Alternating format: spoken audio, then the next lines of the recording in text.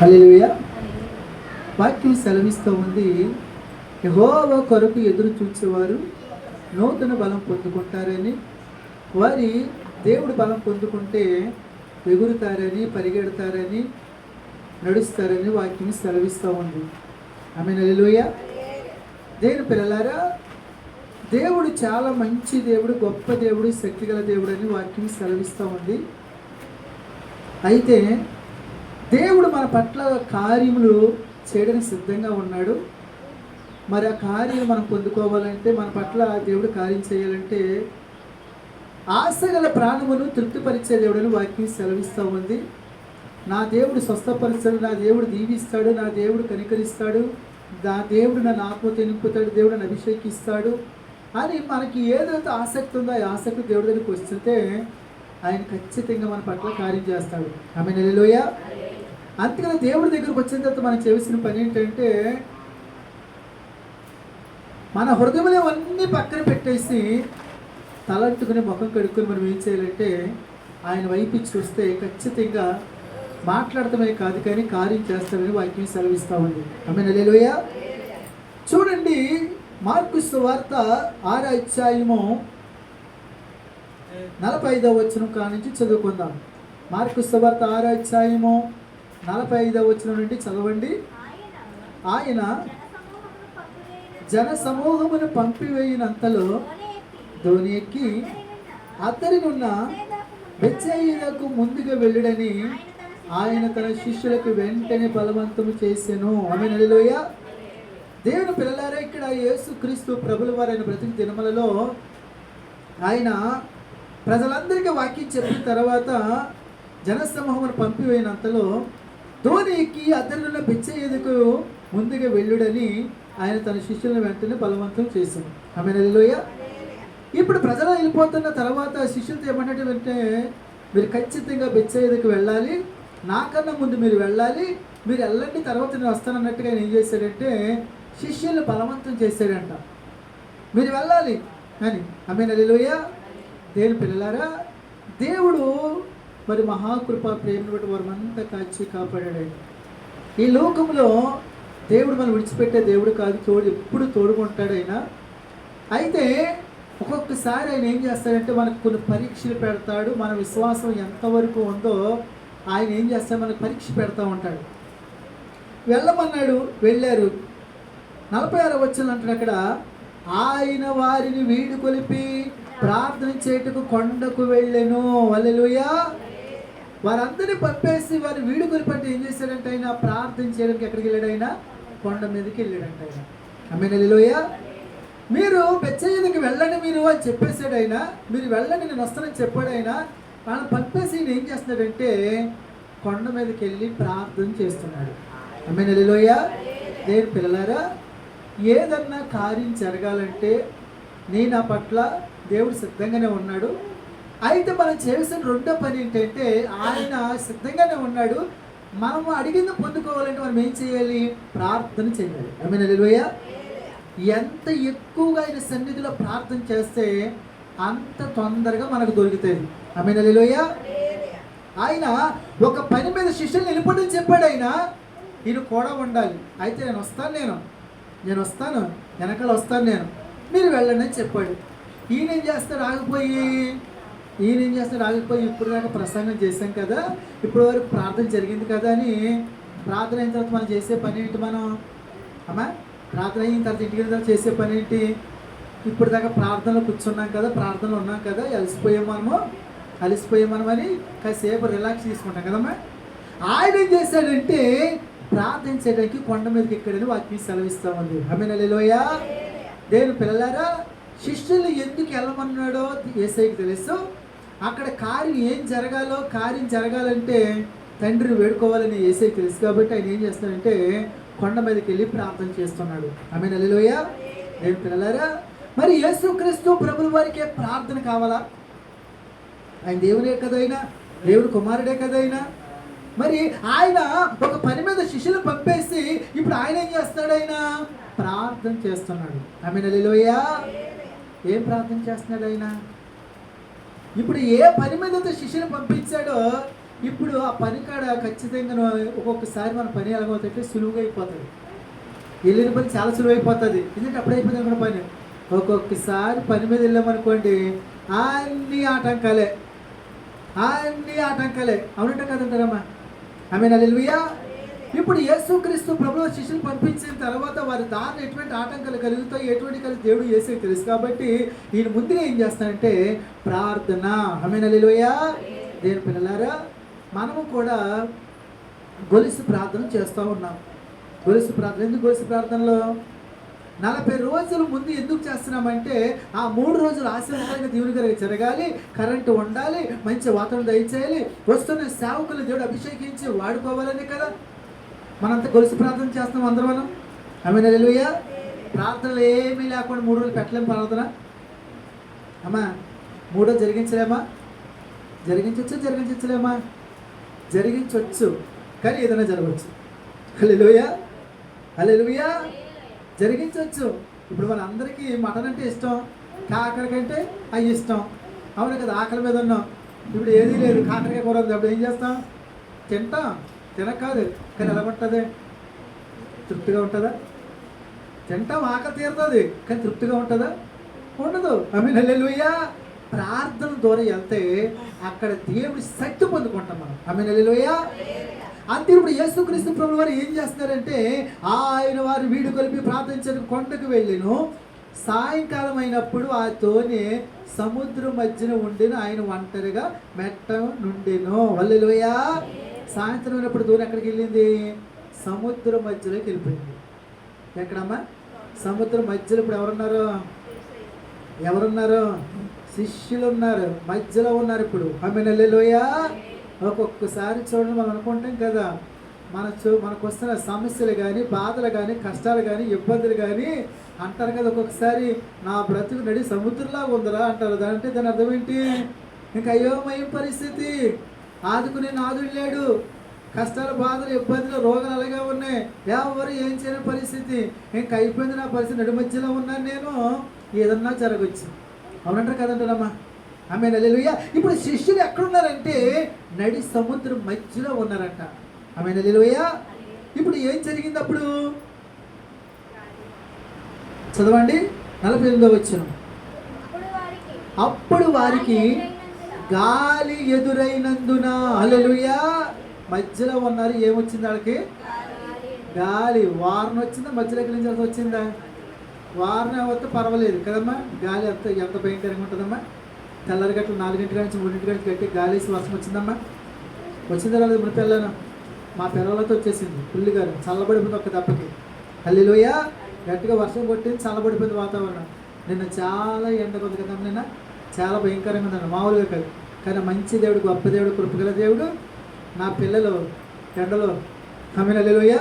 ఎంత చెమటలు కాచామో, కరెంట్ కూడా లేదు. రత్న గౌరవ దాన్ని చూశారు. ఆవిడ ఏసులో వచ్చింది. ఆవిడ అయ్యగారికి ఎంత వేడుకుంటుంది, అయ్యగారికి దాన్ని ఆవిడ. మరి ఏం చేద్దాం, తప్పదమ్మా. విశ్వాసులు మేము పడే కష్టాలు మీరు కళ్ళారా చూడాలి మీరు. ఆమేన్, హల్లెలూయా. అవునంటారు కదంటారమ్మా? అవునంటారు కదంటారా అమ్మా? రత్న కుమార్ గారు కళ్ళారా చూసారు లేదండి మీరు? అమ్మా అది హల్లెలూయా. కరెంట్ లేదు, ఏమీ లేదు. నేను అక్కడ కూర్చున్నాను. ఇసురు సిలికారు కూడా లేదు. ఎండ ఎప్పుడైతే మామూలుగా కాదు, కాసేపు అసలు లేదు. మరి ఏం చేస్తా? ఆమేన్, హల్లెలూయా. మీరందరూ చాలా మంచి వాళ్ళు. అయ్యగారు వస్తారు, 12 రోజులు వస్తారు. ఇప్పుడు ఆ చర్చలు ఎలాగో వేడుకుంటుంది. మా ఇంట్లో కనీసం ఒక 2 గంటలు 2 గంటలు చల్లగా పేరు పెడదామో చల్లగా చేద్దామని ఉంటుంది మనకి. మన సుఖం మనమే చూసుకుంటాం. ఆమేన్, హల్లెలూయా. నేను స్తోత్రాలు చెప్పండి. హల్లెలూయా. మళ్ళీ ఇంకోటి, అయ్యగారు ఎవరి ఇంట్లోకి వెళ్తారు? అయ్యగారు తెలుసు కదా, అయ్యగారు మనకు చెప్తారు అని కాదు, మనకెంత మనల్ని అయితే చేద్దామా? ఆమేన్, హల్లెలూయా. అవునంటారు కదంటారా? ఆ మంచి దేవుడు ఏం చేస్తాడు? అన్నీ చూసే దేవుడు ఆయన, అన్నీ చూసే దేవుడు ఆయన. ఆమేన్, హల్లెలూయా. గాలి ఎదురైందంట. అసలు నడి సముద్రంలో ఉంటే గాలి ఎదురైందంటే ఇప్పుడు పరిస్థితి ఏంటి? ఇప్పుడు మరి గాలి ఎదురైతే ఎదరికెళ్తుంది బండి? అమ్మా వాళ్ళు ఉన్న పడవ వెళ్తుంది ఎదరికే? వెళ్ళదు. చూడండి ఏం జరిగింది చూడండి. ధోని నడిపించుటలో వారి మిక్కిలి కష్టపడుచుండగా ఆయన చూచి. హల్లెలూయా. గాలి ఎదురయ్యింది. ఇప్పుడు వాళ్ళు చేస్తున్న పని ఏంటంటే ధోని నడిపించుటలో వారు మిక్కిలి కష్టపడుతున్నారంట. ఏం చేస్తున్నారమ్మా? కష్టం బాధ కూడా ఖచ్చితంగా అందరికీ తెలియదు. ఇప్పుడు ఎంతమంది యేసయ్య నడి సముద్రంలో ఉన్నారు, ఏదో మొత్తం నడి సముద్రం దాకా వెళ్ళిపోయారు. మరి అక్కడి నుంచి పరిస్థితి వెళ్దామని చూస్తుంటే ఒక పక్కన యేసయ్య కనిపించట్లేదు. రే యేసయ్య మనల్ని వెళ్ళిపోమన్నాడు కదా, యేసయ్య ఇప్పుడు నడి సముద్రంలో ఉన్నాము. ఏదో మొత్తానికి వెళ్తుంటే ఆడికి ఏమొచ్చిందంటే ఎదురు గాలి ఎదురైందంట, కష్టపడుతున్నారంట. ఆమేన్ హల్లెలూయా. దేని పిల్లలారా జాగ్రత్తగా వినండి. ఏ తల్లిదండ్రులు అయితే పిల్లలకి కష్ట విలువ నేర్పుతారో ఆ పిల్లల జీవితాలు చాలా బాగుంటాయి. ఆమేన్ హల్లెలూయా. మీరు సంపాదించకపోయినా పర్వాలేదు, కానీ పిల్లలకి ఏం నేర్పాలంట? కష్ట సుఖాలు రెండూ నేర్పాలి. కష్టం అంటే నేర్పాలి, సుఖం అంటే నేర్పాలి. ఎందుకని? రేపొద్దున వీళ్ళు చిన్నపిల్లలు వీళ్ళు పెద్దోళ్ళు అవుతారు. రేపొద్దున వీళ్ళు పెద్దోళ్ళు అయ్యారంటే తల్లిదండ్రులుగా మనమేమవుతాం? పెద్దోళ్ళు అవ్వచ్చు, మన టైం అయిపోవచ్చు. మరి నెక్స్ట్ బతకాలి కదా వాళ్ళు. మరి కష్టం ఎలా ఏదాలో, సుఖంలో ఎలాగ ఉండాలో మరి తిరిగేలా ఉందా? ఆమేన్ హల్లెలూయా. ఇప్పుడు యేసుక్రీస్తు ప్రభుల వారు ఈ కూడా ఎందుకు వెళ్ళదంటే, ఇప్పుడు వాళ్ళు ఖచ్చితంగా గాలి ఎదురవుతుందో తెలుసు, ఆ పరిస్థితులు వెళ్ళి ఏం చేస్తారో తెలుసు, ఏం చెయ్యాలో అక్కడ ఒక పాఠం నేర్పుతున్నాడు దేవుడు. ఆమేన్ హల్లెలూయా. నేను పిల్లలు మన జీవితంలో కూడా ఒక పక్కన అందరూ విడిచిపెడతారు. ఎవరు నీ సాయం చేత ఎవరు అనరు. ఏంటి బ్రతుకు అనుకుంటాం మనం. ఆమేన్ హల్లెలూయా. ఏంటి బ్రతికేంటి పరిస్థితి అనుకుంటాం. అదే సమయంలో మనకి ఎదురుగా గాలి కూడా వస్తాయి. హల్లెలూయా. ఏమొస్తాయి? గాలి. ఇది ఏదో మొత్తానికి నడుపుతా ఉన్నాం, నావ నడుపుతా ఉన్నాం, కానీ గాలి తిరుగుతున్నప్పుడు ఏం చేస్తాం పరిస్థితి? అయినా సరే ఏం చేస్తారు తెలుసా? కష్టపడుతున్నారంటమ్మా. ఏం చేస్తున్నారమ్మా? హల్లెలూయా. అరే యేసుక్రీస్తు ప్రభుల వారు నిలబడాలని వస్తున్నాడు కాబట్టి, ఈ గాలికి మనం కొట్టిపోతున్నాం కాబట్టి ఏం చేస్తాం అని ఆయన దేవుడు దూషించారా? దేవుడిని ఏమన్నా వాళ్ళు శపించారా? లేకపోతే యేసయ్యని ఏమన్నా? ఏమనలేదు. వాళ్ళు చేస్తున్న పని ఏంటంటే మిక్కిలి కష్టపడుతున్నారు. ఆమేన్ హల్లెలూయా. నేను పిల్లలారా, మనకొచ్చే శ్రమలు, బాధలు, కష్టాలు అన్నీ దేవుడు తెలుసు. అన్నీ తెలుసు దేవుడికి.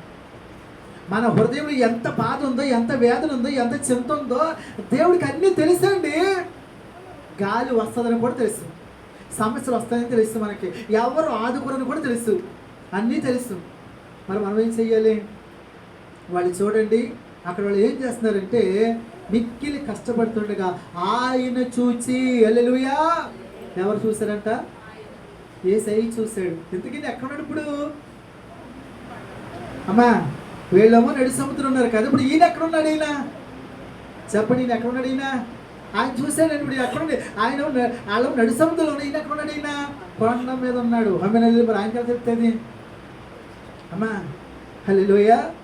మనం కూడా అంటాం కదా, మమ్మల్ని ఎవరు చూడలేదండి, మమ్మల్ని ఎవరు పట్టించుకోవట్లేదు, మాకు అసలు ఎవరు లేరు. నీకు ఎవరు ఉండరు, ఎవరు పట్టించుకోరు కూడా.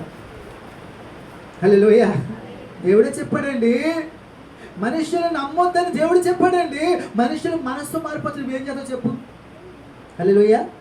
మనుషులు ఉంటాగే ఉన్నారు, కానీ లోపల మనసు ఏమైంది? మారిపోయింది. హల్లెలూయా. మనస్సు మారిపోయింది. యేసుక్రీస్తు ప్రభుల వారు 12 మంది శిష్యులు ఆ పల్లలోనే ఉన్నారు. 11 మంది మనసు ఒకలాగా ఉంది, ఒకడు మనసు మాత్రం ఎప్పుడు అవుతుందా, ఎప్పుడు యేసుని అప్పగించేద్దామని ఉన్నాడు. అవునా కదా? చెప్పండమ్మా. అందరూ బాధపడుతూ అయ్యో అయ్యో ఇప్పటి వరకు యేసేమో కూడా ఉన్నారు కదా, అయ్యో అయ్యో అని వాళ్ళు బాధ, లోపల బాధ ఉంటే ఆ పనిలో ఉండేవాడికి ఏముంది? వాడికి ఏముంది? వాడికి బాధ ఉంది. ఏ బాధ? ఎప్పుడు యేసయ్యని అప్పగించేద్దామని. ఆమేన్ హల్లెలూయా. దేవునికి స్తోత్రాలు చెప్పండి. ఆమేన్ హల్లెలూయా. అవునే కదా? అందుకనే అందరూ ఉంటారు, మనకి మనస్సులో మాత్రం సరిగ్గా ఉంటారు. జాగ్రత్తగా వినండి. ఏమో నీ భర్త మనసు ఇంకోలాగా ఉండొచ్చు, నీ భార్య మనసు లోపల ఇంకోలాగా ఉండొచ్చు, నీ పిల్లల మనసు ఇంకోలాగా ఉండొచ్చు. చెప్పలేం. హల్లెలూయా. ఆయన చూశాడంట. ఎవరు చూశారు? ఏరు పిల్లలారా, యేసయ్య లాంటి మన గొప్ప దేవుడు లాంటి మనిషి ఎవరు లేరు. దేవుడు లాంటి దేవుడు ఎవరూ లేరు. మనం ఎక్కడున్నాం, మన పరిస్థితిని ఆయన చూచే దేవుడు. హల్లెలూయా. యెహోవా కన్నులు ప్రతి స్థలం మీద పెట్టాడు. 24 గంటలు ఇశ్రాయేలుని కాపాడాడు, కొనుకాడు. ఆయన నిద్రపోయే దేవుడు కాదు, ఆయన చూసే దేవుడు. ఆయన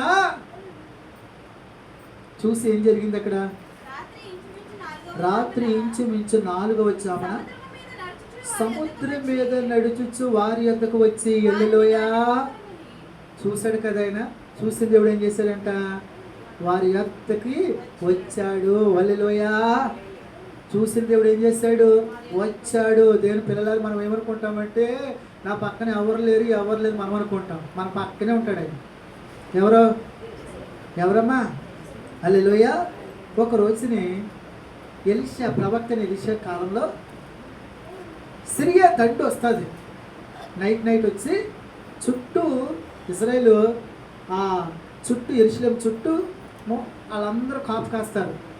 ఈ లోపుకి వచ్చి చీకటి ఉండగానే ఒక ఎలీషా శిష్యుడు ఏం చేస్తాడంటే చీకటి ఉండగా లేచి కొంచెం బయటికి రాగానే ఇదేంటి సిరియల్ దండు వచ్చేసారు, మనం పట్టుకోవడానికి వచ్చేసారంటే అని ఇంకా పైన తట్టుకోలేక గురువుగారు ఎలీషా దగ్గరికి వచ్చి అయ్యా సిరియా దండు వచ్చేసింది అయ్యా, మనం పట్టేసుకుంటుంది అయ్యా అని ఒక కంగారు పడిపోయి భయపడిపోయి అరుస్తూ ఉన్నాడు.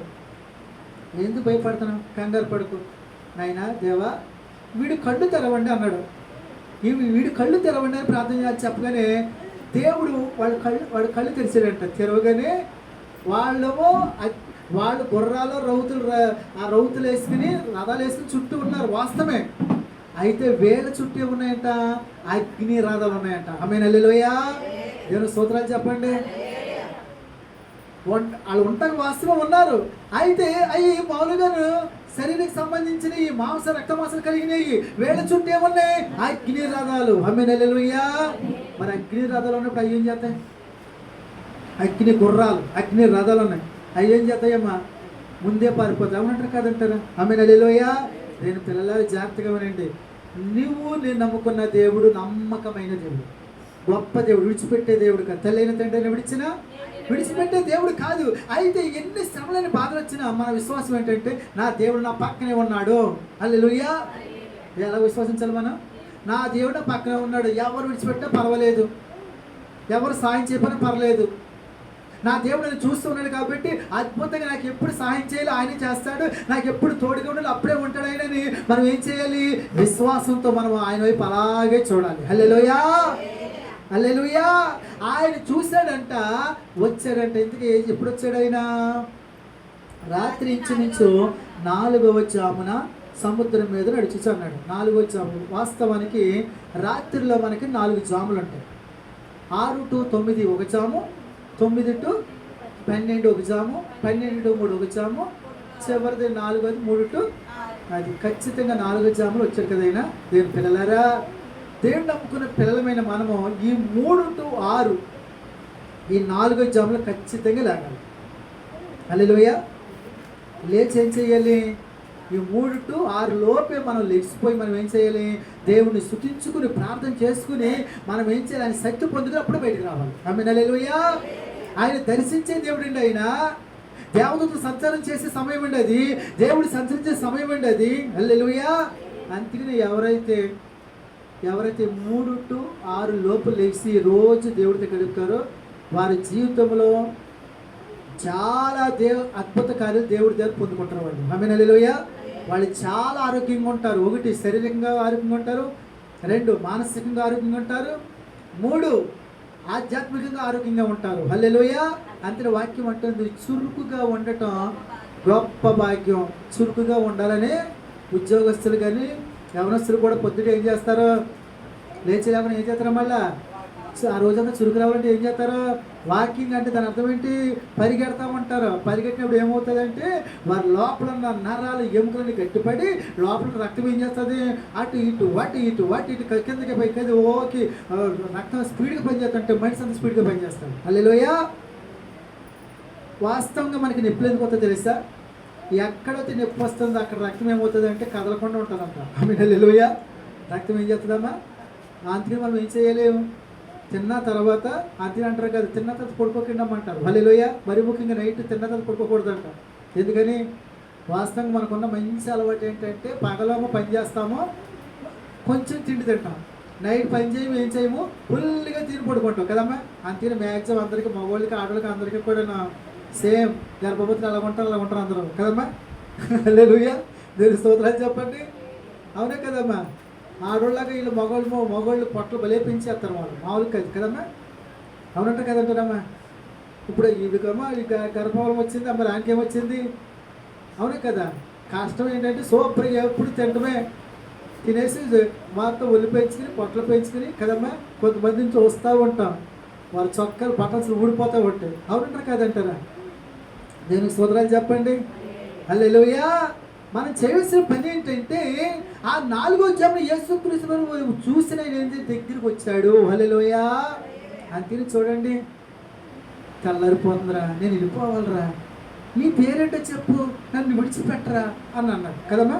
ఎవరో దేవదూత యాకోబు, నేను విడిచిపెట్టాను, తెల్లారిపోతుంది, వెళ్ళిపోవాలరా, నేను విడిచిపెట్టాను, నన్ను ఆశీర్వదించు, నన్ను దీవించు. అవునంట కదంటారా? ఆమేన్. హల్లెలూయా. అంతే ఖచ్చితంగా తెల్లారి గట్ట మనం ఏం చేయాలి?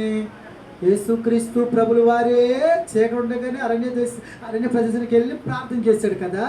మనం కూడా ఖచ్చితంగా ఏం చేయాలి? ప్రార్థన. ఆమేన్. హల్లెలూయా. హల్లెలూయా. ఆ జామున వచ్చాడంటే ఆయన వచ్చి వారిని దాటిపోవాలనని ఉండేను. ఆమేన్. హల్లెలూయా.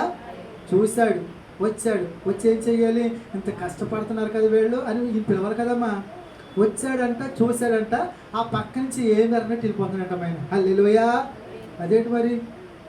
చూశాడు, వచ్చాడు, మరి ఇప్పుడు ఏం చెయ్యాలి? నేను వచ్చేసాను, ధైర్యంగా ఉండండి, మీ దగ్గరకు వస్తాను అన్నారు కదమ్మా. కానీ వచ్చాడు, చూశాడు, ఇప్పుడు ఏం చేస్తున్నాడు? ఏం అన్నట్టు శనించి పక్క నుంచి వెళ్ళిపోతున్నాడు. ఆమేన్. హల్లెలూయా. ఇప్పుడు ఏం జరిగింది చూడండి.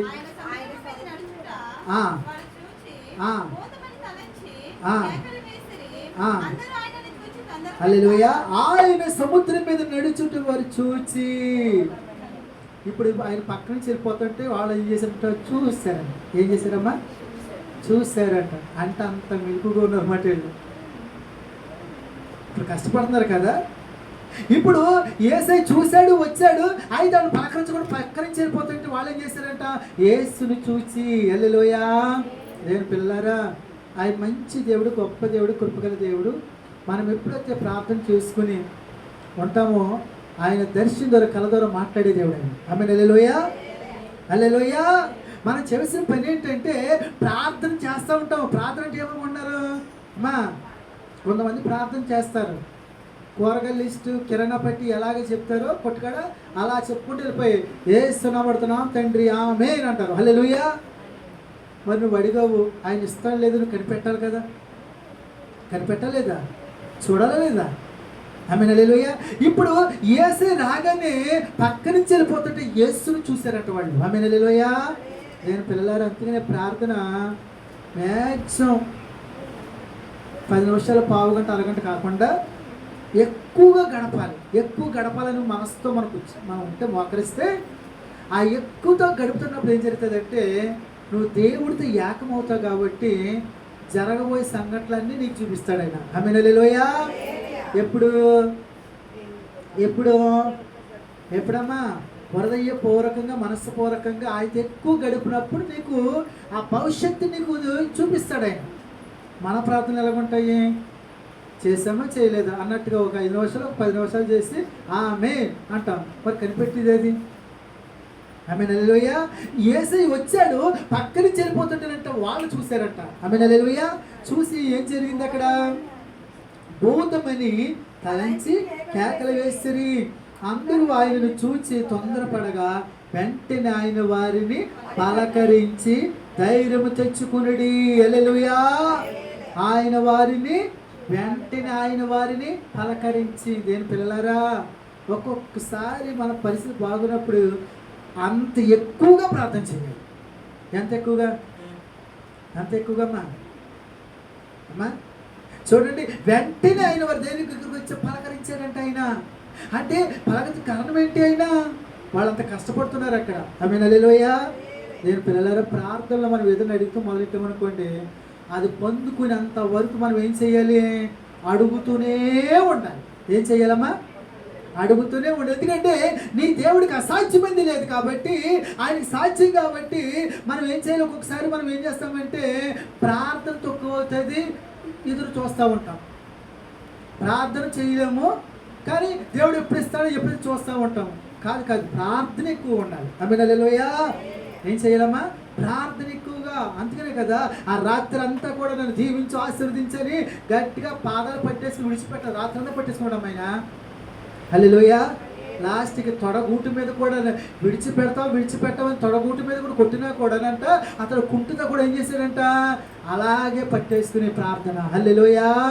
నేను పిల్లలారా, ఒక్కొక్కసారి మన జీవితంలో 2 గంటలు పట్టవచ్చు ప్రార్థన, 3 గంటలు పట్టవచ్చు, 4 గంటలు, ఆ రాత్రి అంతా కూడా గడపవలసిన రోజులు వస్తాయి మనకి. హల్లెలూయా.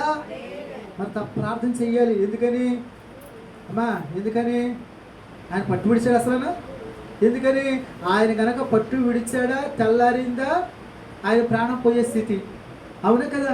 ఆమె హల్లెలూయా. నేను పిల్లలారా, ఈరోజు పరిశుద్ధాత్మ స్పష్టంగా మనతో మాట్లాడుతున్నాడు. నువ్వు అడిగింది దేవుడు ఇస్తాడు ఖచ్చితంగాను. అయితే మనం చేసిన పని ఏంటంటే పట్టు విడవకుండా మనం ఏం చేయాలి? దేవుడిని అడుగుతూనే ఉండాలి. హల్లెలూయా. హల్లెలూయా. అందరూ ఆయన చూచి తొందరపడక వెంటనే ఆయన వారిని పలకరించి ధైర్యం తెచ్చుకుని నేనే భయపడకూడదు అని చెప్పాను. హల్లెలూయా. ధైర్యం తెచ్చుకోండి. నేను పిల్లరా, నా దేవుడు ఎప్పుడు మన కూడనే ఉంటాడు. మన కూడనే ఉంటాడు ఆయన. నువ్వు ఎంత కష్టపడుతున్నావు, ఎంత బాధపడుతున్నావు, ఎంత చింతపడుతున్నావో, ఎంత వేదన పడుతున్నావో దేవుడికి తెలుసండి. ఆమేన్. హల్లెలూయా. కాబట్టి చేసిన పని ఏంటంటే ఆయన చూసే దేవుడు, వచ్చే దేవుడు, పలకరించే దేవుడు. ఆమేన్. హల్లెలూయా. మనుషుల పలకరింపులు ఎలా ఉంటాయంటే, చూడండి, యేసయ్య పలకరించారు కదా అక్కడ. ఆయన వారిని చూచి ఆయన వారిని పలకరించి ధైర్యం తెచ్చుకుని. ఆమేన్. హల్లెలూయా. ఆయన పలకరించగానే ఏమన్నాడైనా ధైర్యపరుస్తున్నాడు. ఏం చేస్తాడమ్మా? ధైర్యపరుస్తున్నాడు. మనుషుల పలకరింపుకి దేవుడి పలకరింపు తేడా ఏంటి? మనుషులు పలకరించారనుకోండి, పెదాల మీద ఒకటి ఉంటుంది, లోపల ఒకటి ఉంటుంది కదమ్మా. ఎప్పుడైనా మీరు గమనించారు ఎవరినైనా? అమ్మా, మనుషులు పెదాలతో ఒకటి పలుకుతారు, లోపల కూడా ఉంటుంది. మనుషులు పలకరింపు తెలిసిపోతారు. పలకరించమా లేదా? హల్లెలూయా. కొంతమంది పలకరించి మనము కష్టాల్లో బాధలు ఉన్నప్పుడు పలకరించాలనుకోండి, ఆ మాటల వలన మనకి ధైర్యం కాదు కదా, ఉన్న ధైర్యం పోతుంది. హల్లెలూయా. అలా పలకరిస్తారు కొంతమంది. ఎలాగమ్మా? అలా పలకరిస్తారు కదమ్మా. హల్లెలూయా. యేసయ్య పలకరించి ఏమనంటే ధైర్యంగా ఉండండి. ఎలా ఉండండి? ఆమేన్. హల్లెలూయా. ఎందుకంటే దేవుడు బలపరిచే దేవుడు అండి. ఆయన ధైర్యపరిచే దేవుడు అండి. ఆయన కృంగిపోయిన వారిని, చింతలో ఉన్న వారిని ఆయన పైకి లేవనెత్తే దేవుడు ఆయన. హల్లెలూయా. హల్లెలూయా అని చెప్తా అంటాడు అక్కడ ఆయన.